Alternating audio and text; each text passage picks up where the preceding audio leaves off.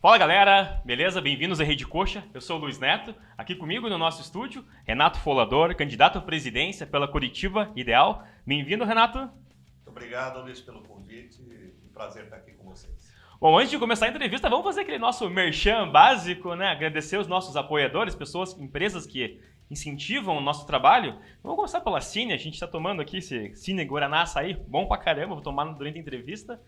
A Rádio Táxi Faixa Vermelha, que é responsável por levar a galera, trazer a galera, entrevistar e tudo mais.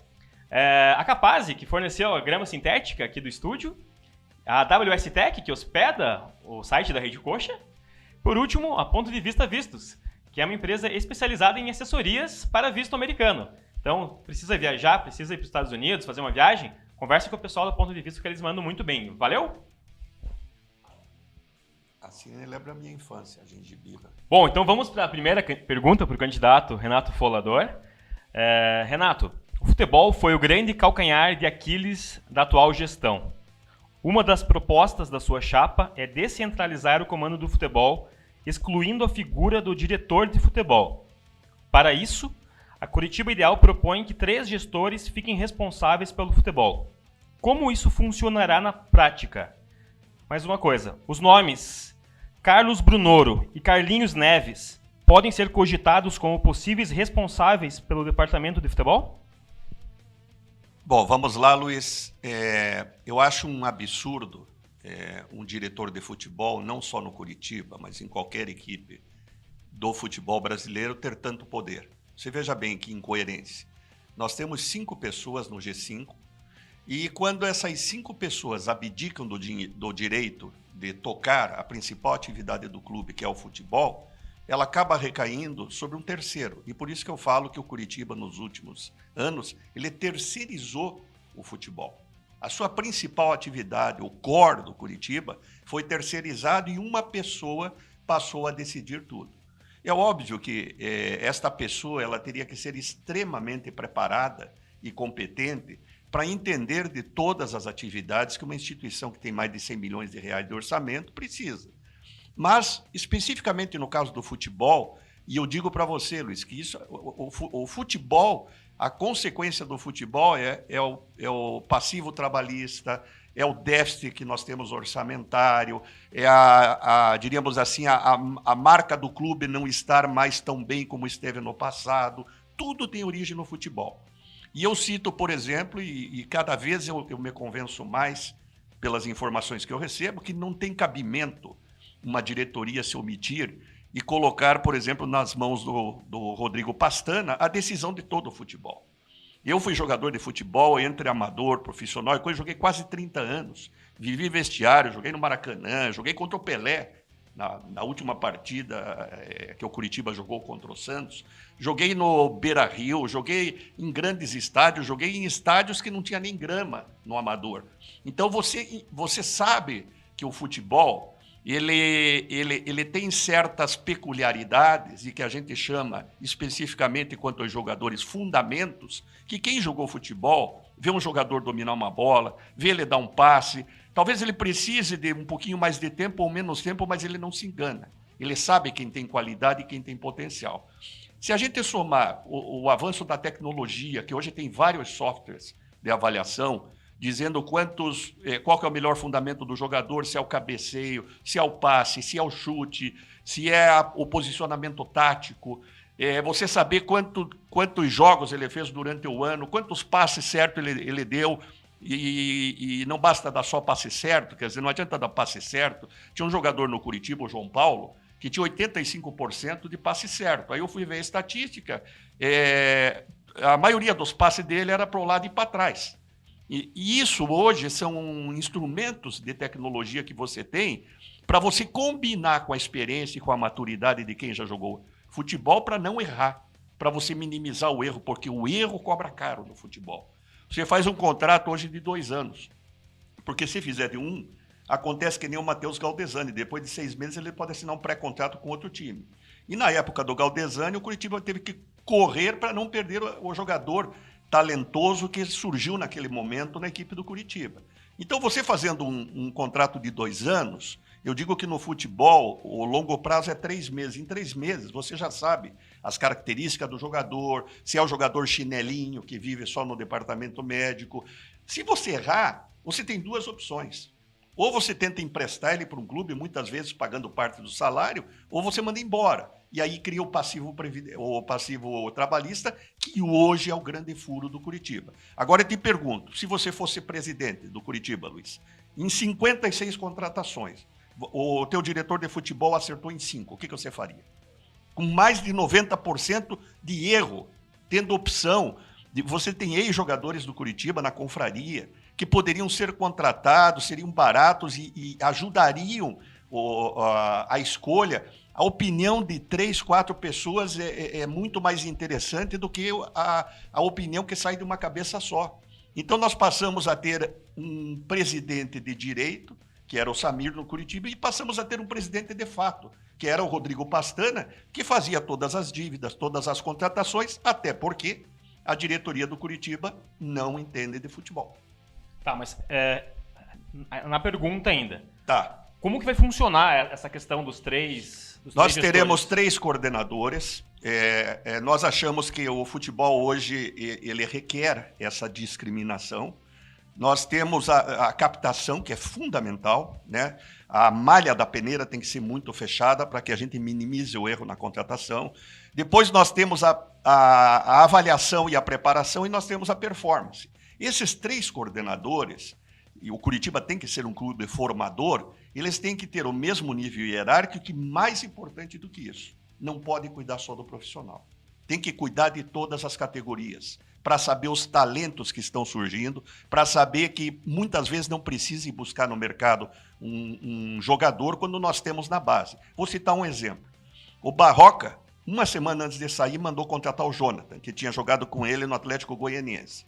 Nós tendo uma joia como o Natanael, que já tinha sido preterido pelo Patrick Vieira, já tinha sido preterido agora pelo Mailton, né? E foi preterido pelo Jonathan. Então, um jogador que você precisa pôr na vitrine para jogar, ele é colocado como 4º reserva, como 3º reserva.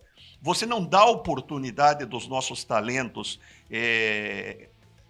terem maturidade, entregarem resultados para o Curitiba, ajudarem o Curitiba a conquistar títulos, a conquistar classificações, para depois de algum tempo, de 1 ano, 2 anos, você aí sim vender ele para o exterior, para um clube e ganhar dinheiro, porque o nosso clube é um clube de formação.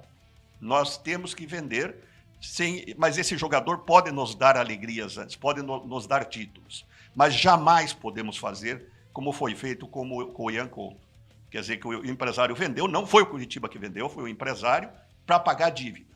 Você não vende joia prata da casa para pagar a dívida, você vende para fazer investimento.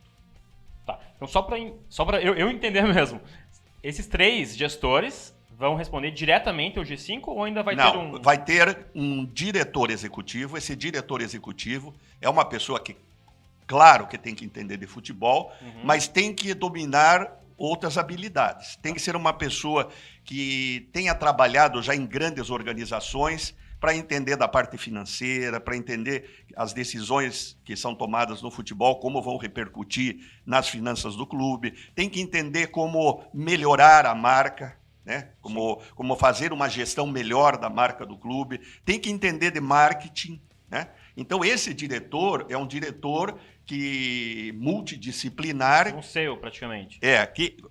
Eu diria que mais que um CEO. Eu diria para você que eu acho até que o diretor ele tem até mais poder que o CEO. E ele será o elo de ligação entre todo o setor operacional e a diretoria executiva, o G5, porque, na verdade, o G5 tem que funcionar como uma empresa.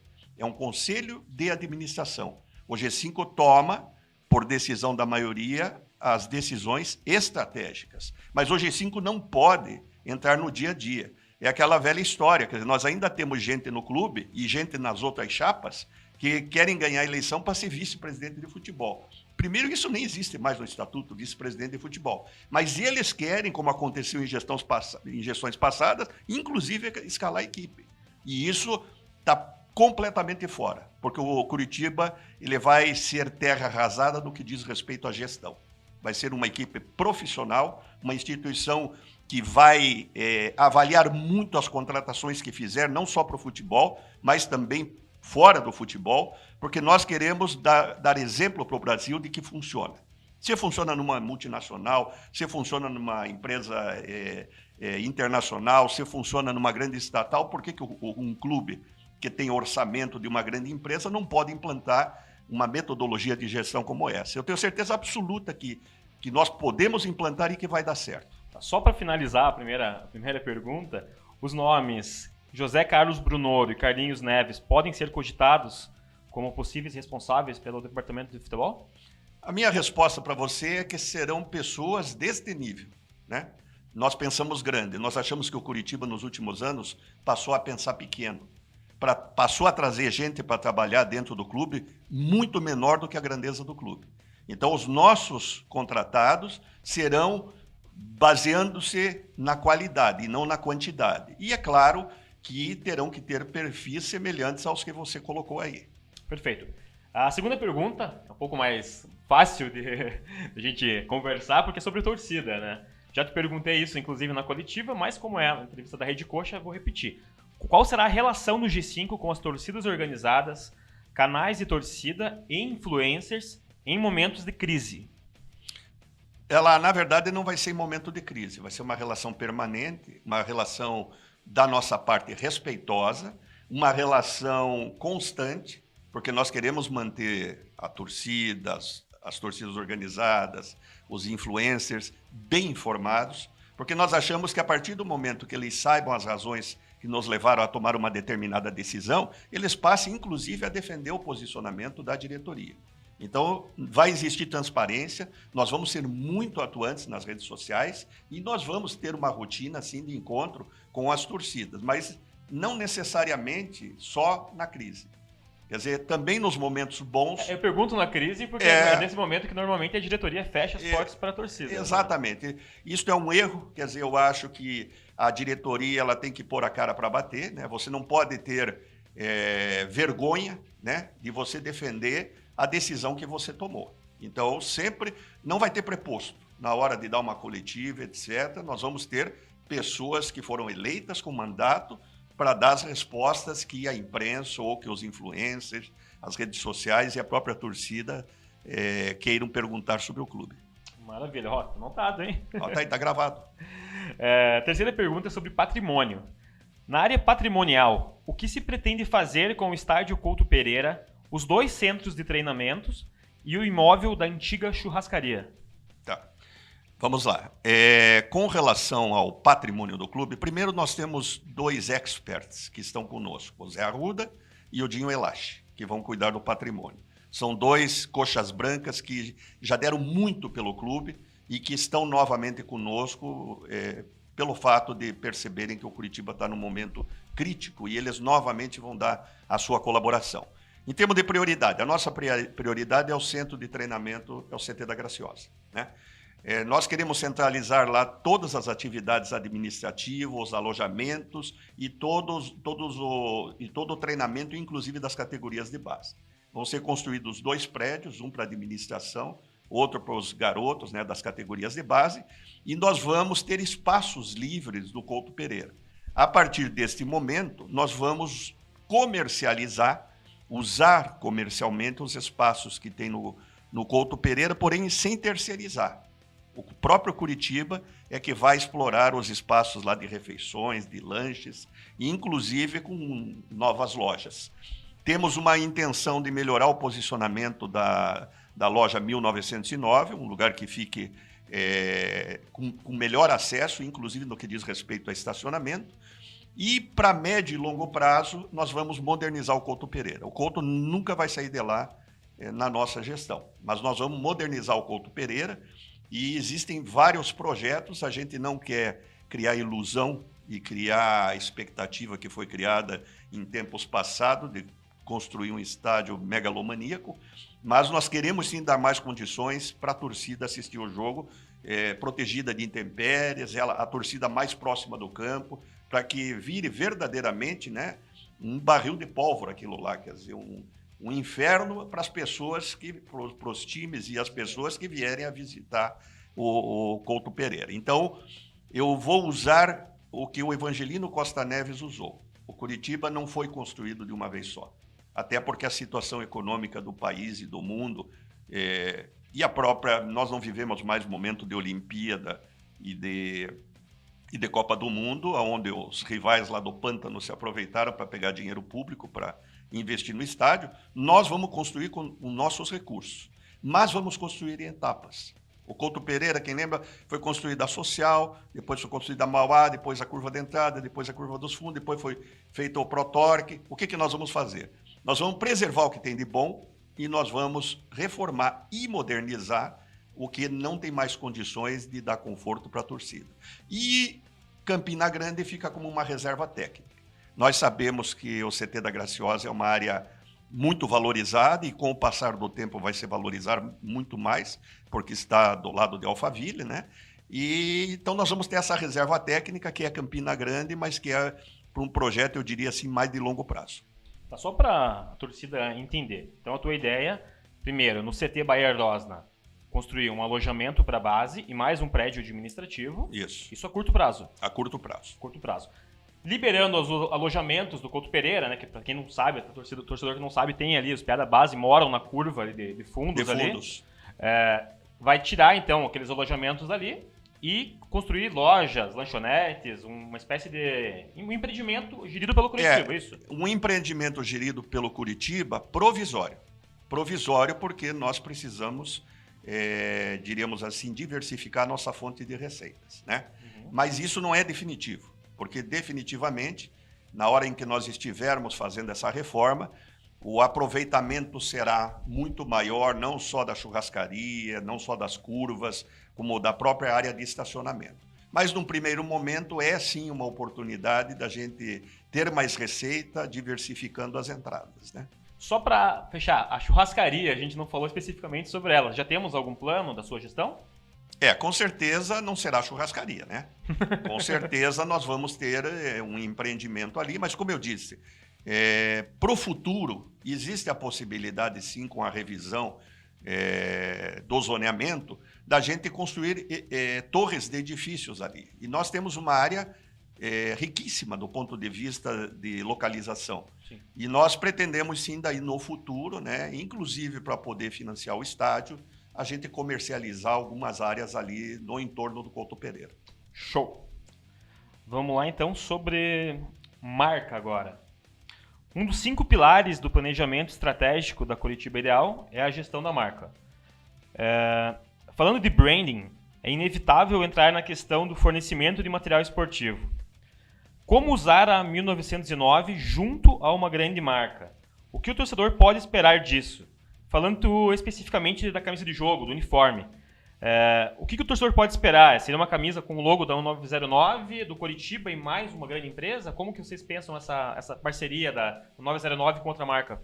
Bom, Luiz, você esteve em algumas reuniões que a gente fez lives e você percebeu que eu perguntei para vocês o que vocês achavam do material. E a quase unanimidade achou que o material continuou muito caro, depois que foi criada a 1909, e perdeu em qualidade. Então, o que nós fazemos? Nós não sabemos direito, porque nós não temos acesso aos números, se a 1909 dá resultado para o Curitiba. Mas nós vamos fazer um estudo completo. E não descartamos a possibilidade de trabalhar com 2 marcas. Uma marca que seria uma marca mais cara, uma marca para os uniformes de jogo, e aí sim como uma grande parceira internacional, e uma segunda marca, a 1909, que seria uma marca com preço mais acessível, mas nós exigiríamos que melhorasse a qualidade em relação ao que tem hoje. Vai depender de estudos, né? Nós não estamos fechados. E por que nós ainda não estamos fechados? Porque nós não temos acesso aos dados. Nós soubemos que vendeu 4 milhões, mas se gastou 3 milhões e 300, tem 700 mil que parece de lucro. A gente não sabe se isso é muito ou pouco, porque tem os gastos com a loja em si, o que significa que pode ter resultado zero. Então nós temos que rever tudo isso, e nós só vamos poder rever tudo isso quando nós tivermos acesso à contabilidade e aos dados, né, do contrato da 1909. Então tá. Bom, acho que ficou bem claro, não preciso fazer nenhum comentário, fechamos. Próxima pergunta é em relação às mulheres. A chapa planeja o que em relação às torcedoras do Coritiba? Como favorecer a participação delas no dia a dia do clube? É um absurdo você não ver mais tantas mulheres nos campos de futebol. Mas existem alguns clubes de futebol em que você percebe que há uma presença feminina mais forte. Qual que é a nossa ideia? A nossa ideia é trabalhar principalmente na segurança. Porque muitas das mulheres com quem nós conversamos foram desacatadas no Couto Pereira. Muitas mulheres elas se sentiram invadidas por alguns torcedores, né? Por algumas pessoas, eu diria, que não têm educação, que não têm formação, que não têm berço. Então, a nossa preocupação é, em primeiro lugar, nós darmos segurança e conforto, e aí isso passa pelo que eu te falei do estádio, para que não só as mulheres, as famílias voltem ao Couto Pereira. Nós vamos nos preocupar muito com segurança. Essa vai ser uma das, diríamos assim, das primeiras medidas que nós vamos tomar, né? Não sabemos exatamente quando vai ser, mas nós vamos ter muito tempo para pensar, porque parece que essa pandemia não vai acabar na próxima semana. Então nós vamos ter muito tempo para planejar isso e para, acima de tudo, dar conforto e segurança. Se a gente der conforto e segurança, nós temos certeza que as famílias voltam ao Couto Pereira. Falando especificamente do dia a dia do clube, tem muita gente que participa do Coritiba não apenas em dias de jogos. Como você pretende incluir o público feminino, as próprias gurias do Couto na tua gestão? A gente vai olhar sempre com muito carinho, né? Porque a gente quer muito as mulheres presentes na nossa torcida. Nós até temos uma estratégia que nós estamos pensando, de que a gente consegue aumentar significativamente, talvez exponencialmente, o nosso número de sócios se a gente começar pelas mulheres. Então nós temos uma estratégia especial para isso, que coloca elas numa posição de destaque, porque nós queremos que elas nos ajudem a trazer mais associados, né? Mais associados. E, aliás, já emendo a pergunta dizendo que não vamos onerar os associados, nós não vamos aumentar os tickets que são praticados hoje, poderemos ter até novas categorias, né, de sócios, mas o que está hoje vai ser mantido, e nós vamos trabalhar na escala. Nós vamos sim querer multiplicar por 2, por 3 a atual torcida que nós temos. E sabemos que vai depender muito do campo. E aí volta a ideia de você ter um time competitivo, de você ter um time que a torcida, mesmo em relação ao resultado adverso, como você colocou, ela diga, não, nós perdemos, mas está no caminho certo. Isso já aconteceu outras vezes no passado no Curitiba, em que nós começamos alguns campeonatos perdendo, com o time ruim, mas você acreditava, porque você via talentos, você via critério, você via um treinador com personalidade do lado de campo, e não esses covardes que nós vemos hoje, que faz com que o Curitiba jogue como um time de terceira divisão, que está sempre se defendendo. Quando faz gol aos 5 minutos, fica 85 minutos se defendendo, e é quase impossível um clube jogar 85 minutos se defendendo sem tomar gol. Próxima pergunta é sobre futebol, especificamente sobre o Miranda e o Rafinha. Os dois estão próximos ao fim da carreira. Como a sua chapa pretende repatriar esses atletas? Como que o Coritiba vai pagar e como vai lucrar e, acima de tudo, fortalecer a marca Coritiba através desses dois atletas? Veja bem, isso é o que a experiência me mostrou. Eu morei no exterior, eu acompanhei Barcelona, outros clubes, né? Um jogador, nesta fase da vida, o que menos importa para ele é dinheiro. Quer dizer, normalmente é um jogador que fez a sua carreira no exterior, que foi muito bem remunerado e ele tem um sonho. Ele tem o sonho de retribuir para o clube que o lançou, para a torcida que o aplaudiu, tudo que ele recebeu. Mas esses jogadores, eles têm no coração deles uma coisa que qual que será um projeto para mim dentro do clube? Vou citar um exemplo. Um jogador vem, Esses jogadores que você falou são jogadores que se cuidam muito, né? São jogadores que são profissionais dentro de campo e fora de campo. E nós vamos sensibilizá-los tendo um projeto de continuidade para eles. Nós não vamos perder a experiência, a maturidade, o relacionamento internacional desses jogadores depois que eles pararem de jogar. Ou seja, nós vamos trazê-los para a estrutura administrativa do Curitiba para que eles possam ter um projeto pessoal de uma segunda carreira. E eu tenho certeza absoluta que a partir do momento que você traga um ou dois, os outros que vierem lá de fora vão dizer, opa, está acontecendo alguma coisa nova no Curitiba.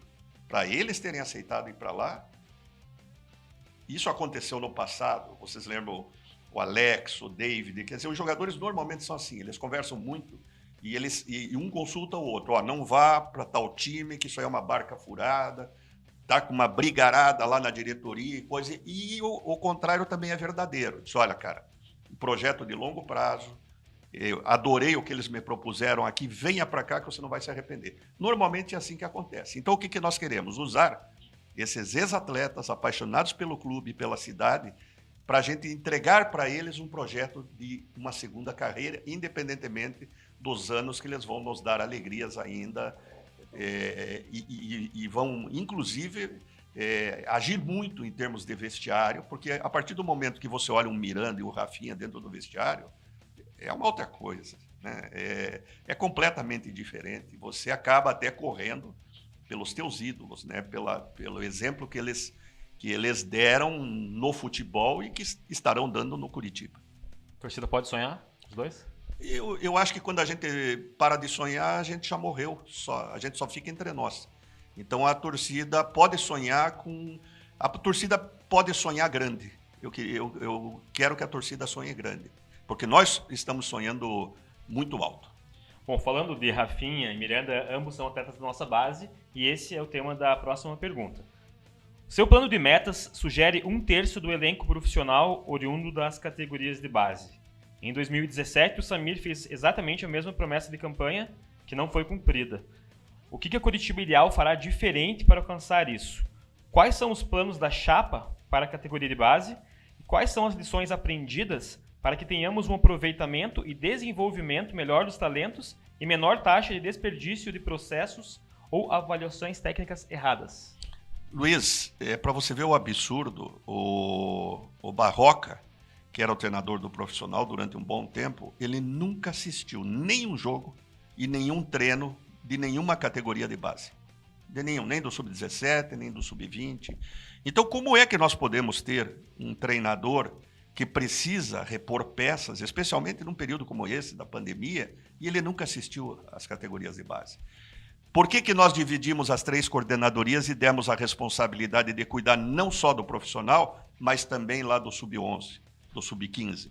Porque nós queremos essa integração, nós queremos essa troca de informação. E nós pensamos mais ainda.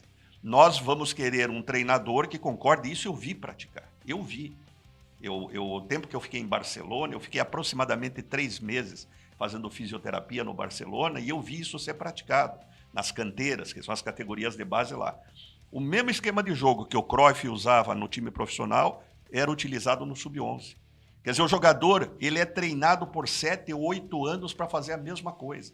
Então é muito mais fácil na hora que ele vai para uma categoria superior ou mesmo vai para o profissional. Mas a diferença em relação ao que o Samir falou é que nós temos a confraria de ex-atletas. A confraria de ex-atletas tem ex-atletas, mas ex-atletas competentes. Muitos deles que se dedicaram a ser treinador de futebol, a ser supervisor em alguns clubes, muitos deles com essa visão de dentro do campo, mas também com uma visão empresarial de fora, como a Ademir Alcântara.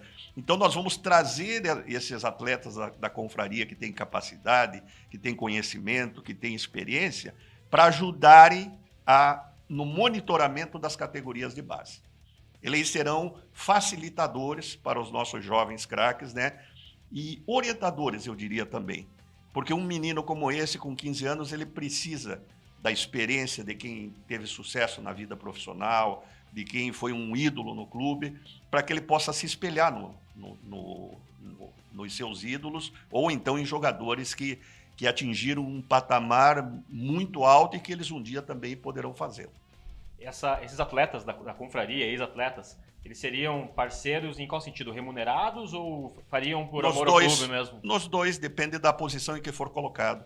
Nós teremos tanto remunerados como não remunerados. Aí vai depender, obviamente que sendo remunerados, a exigência é maior em termos de tempo e dedicação ao clube, né? Mas nós teremos também palpiteiros, nós teremos gente que vai nos auxiliar no sentido de serem observadores, né, do Curitiba. Bom, perfeito. Vamos mudar de assunto totalmente. Essa pergunta a gente fez para todas as chapas, particularmente para mim é muito importante. Quais são os planos da chapa para os esportes virtuais, os esportes, visto que o cenário competitivo de games cresce e lucra, acima de tudo, mais a cada dia? Olha, eu não tinha ideia que era tão grande até eu assumir a candidatura. Mas eu já fui procurado por 2 grupos, né? E eu fiquei impressionado com o tamanho deste mercado. Então, nós vamos sim ter um setor específico que vai cuidar disso na chapa. Eu confesso para você que eu estava um pouco distante deste mercado, quer dizer, eu acompanhava pelo meu filho e coisas, mas eu não sabia do envolvimento das grandes agremiações mundo afora nisso. Mas eu adorei, acho que é uma oportunidade muito grande, inclusive já marquei conversa com um desses grupos para a próxima semana. Bom, maravilha. Não pode abrir qualquer grupo, né? Não posso. Eu entendo. Vamos lá. A Curitiba Ideal tem vários nomes que se destacam pelo sucesso pessoal e profissional. Dentre eles, temos o Marcelo Almeida, que é o 3º político mais rico do Brasil. A torcida do Curitiba pode sonhar com uma administração parecida com a do Palmeiras, de Paulo Nobre, onde um diretor investiu dinheiro no clube e ambos lucraram? Não. Não. O meu acerto com todos os meus dirigentes, né, com todos os meus colegas de G5, seria de que nós emprestaríamos o nosso conhecimento, a nossa competência e principalmente as nossas relações. Você sabe que neste mundo empresarial, network é fundamental, para que a gente pudesse restabelecer o equilíbrio econômico e financeiro do Curitiba. Mas nós não vamos exigir sacrifício de nenhum dos nossos, até por uma razão muito simples. Se nós fôssemos ter que pôr dinheiro, nós mostraríamos que somos incompetentes, que não saberíamos como recuperar uma empresa que passa por um momento difícil. E como nós temos certeza da nossa competência e temos certeza de que vamos conseguir os recursos que o Curitiba precisa, eu não exigi de nenhum dos meus vice-presidentes, muito embora ele possa ter o dinheiro que tenha, de ele colocar dinheiro do bolso dentro do clube. Até porque eu não gosto muito dessas relações, né, entre o privado entre a pessoa jurídica e a pessoa física, né? Vamos sim usar muito o Marcelo. O Marcelo é uma pessoa respeitada no Brasil inteiro, no Congresso Nacional, na CBF, assim como vamos usar muito o Wilson, né, que a gente fala que é G6, por todo o relacionamento que ele tem, para abrir portas para a gente conseguir trazer recursos para o clube. Mas não passa pela minha cabeça de ninguém do G5 colocar dinheiro do bolso para misturar com o do Curitiba. Perfeito. Pergunta da tua história agora, Renato. O seu pai foi um dos grandes ídolos do clube lá na década de 40. Você e seu irmão jogaram pelo clube também. O que o Curitiba significa para você? Tem uma história interessante, eu até nem sei se o Felipe, que é do meu grupo, gosta muito que eu conte, mas eu acho bacana contar isso. O meu pai, por incrível que pareça, o Caju era primo dele.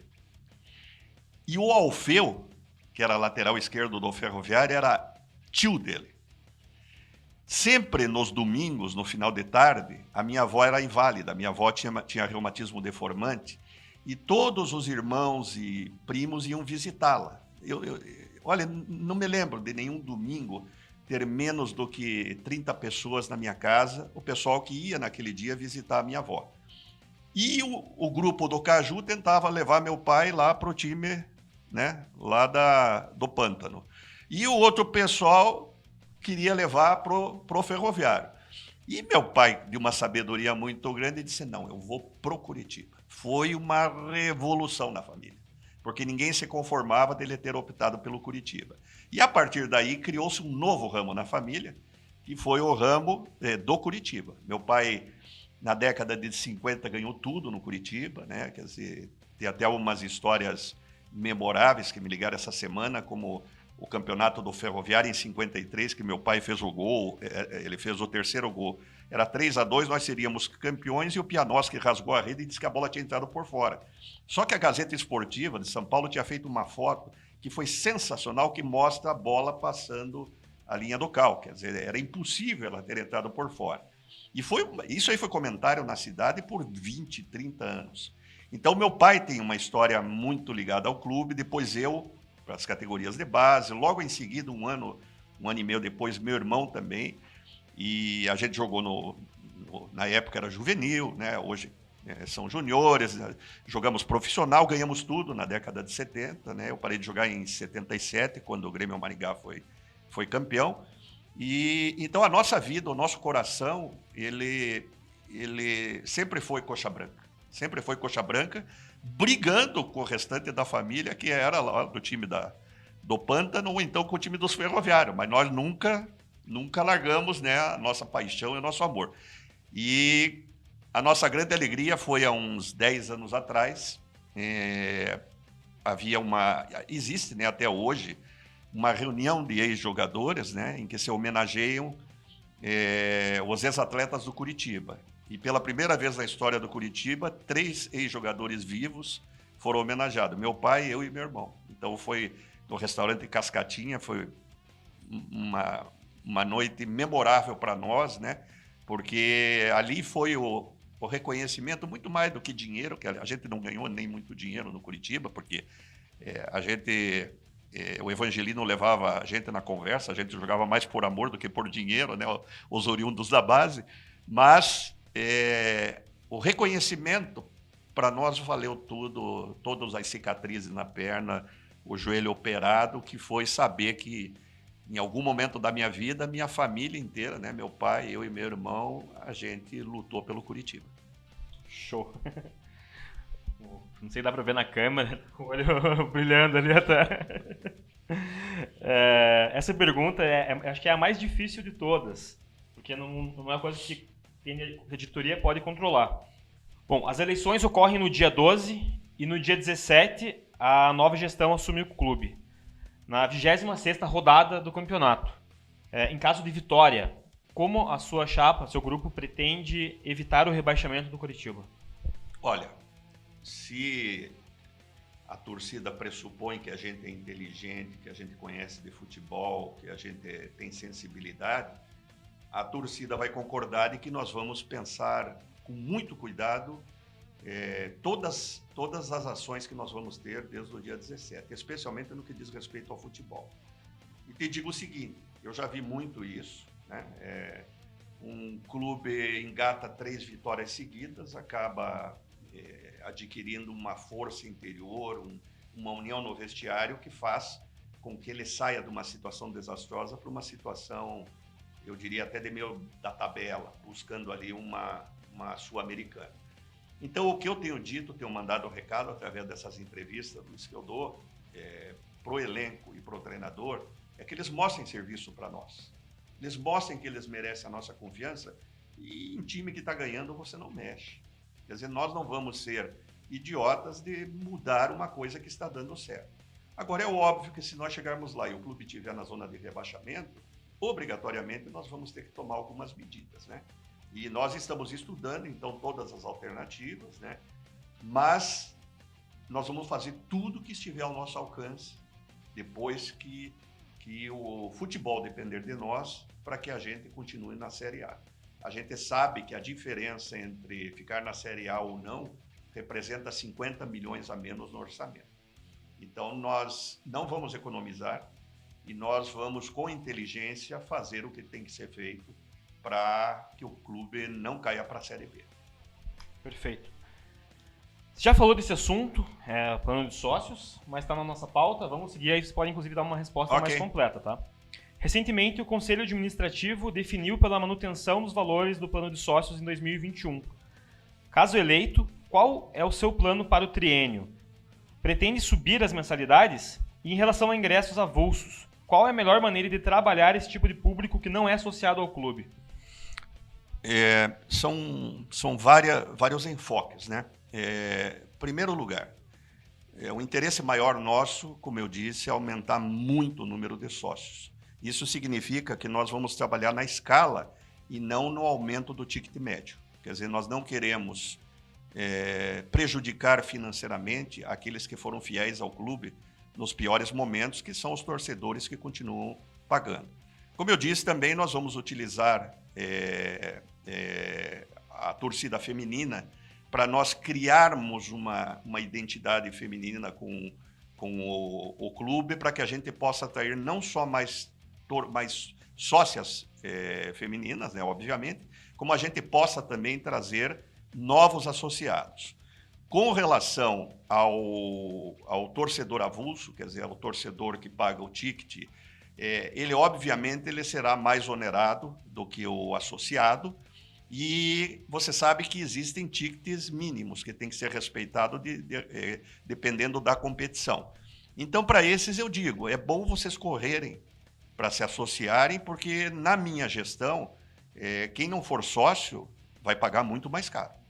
E eu vou onerar, porque eu quero que as pessoas que estejam conosco e que estão conosco nos momentos difíceis, elas sejam privilegiadas nos momentos fáceis. Eu não consigo entender você olhar para o Rio Grande do Sul e ver duas torcidas com mais de 100 mil associados, e nós temos 18 mil associados aqui no Curitiba.